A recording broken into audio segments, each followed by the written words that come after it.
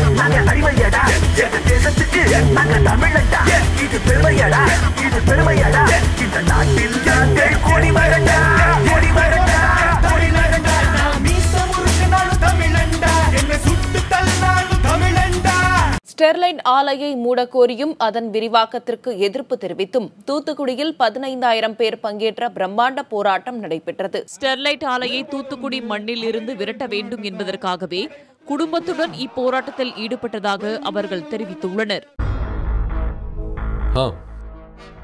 Okay issues ஆகாம நான் பார்த்துக்கிறேன். He came call you later. வணக்கங்க. கேள்விப்பட்டீங்களா? தூத்துக்குடி பிரச்சனைங்க. அதெல்லாம் ஒன்றும் பிரச்சனை இல்லைங்க. எனக்கு இப்போ தான் கால் வந்துச்சு. ஜல்லிக்கட்டு மாதிரி மக்கள் இறங்கி போராட ஆரம்பிச்சிட்டாங்கன்னா எங்கள் தூத்துக்குடி நிலைமை அவளெல்லாம் ஒன்றும் ஆகாதுங்க. ஜல்லிக்கட்டப்போ சரியான தீர்ப்பு வராமல் இருந்தால் உங்கள் கவர்மெண்ட் நிலைமை கண்டிப்பாக உங்கள் கவர்மெண்ட் கவுந்திருக்கும். உங்களுக்கு ஒரு பிரச்சனைனா உங்கள் பதவியை காப்பாற்றிக்கிறதா நீங்கள் பார்ப்பீங்க, எங்களை கண்டுக்க மாட்டீங்க. எங்களுக்கு பிரச்சனை பெருசாகக்கூடாது, முடியணும். ஐயா, திருநெல்வேலியில் ஒரு குடும்பம் தீ வச்சுக்கிட்டாங்க.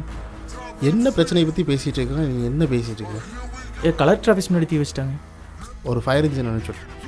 உங்களுக்கு பிரச்சனை முடியணும், அவ்வளோதானே? ஆமாம், பிரச்சனை முடியும். கிளம்புங்க. Thank you.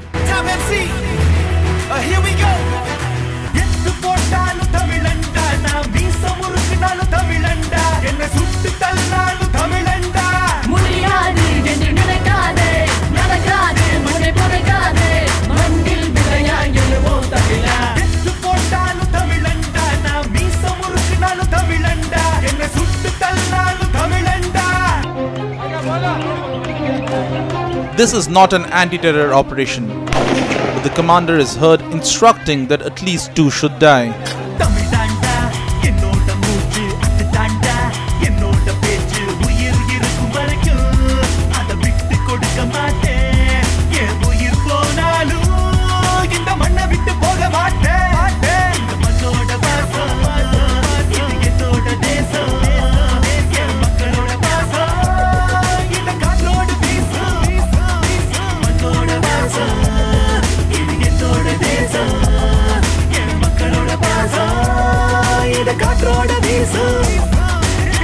Sterilite unit should be permanently closed and solli namakku direction vandichi. In the plant inime run agadu. Plant is permanently closed and solli namakku there is no technical closure. Neenga adu thappa neenga report panadinga. Plant is permanently closed.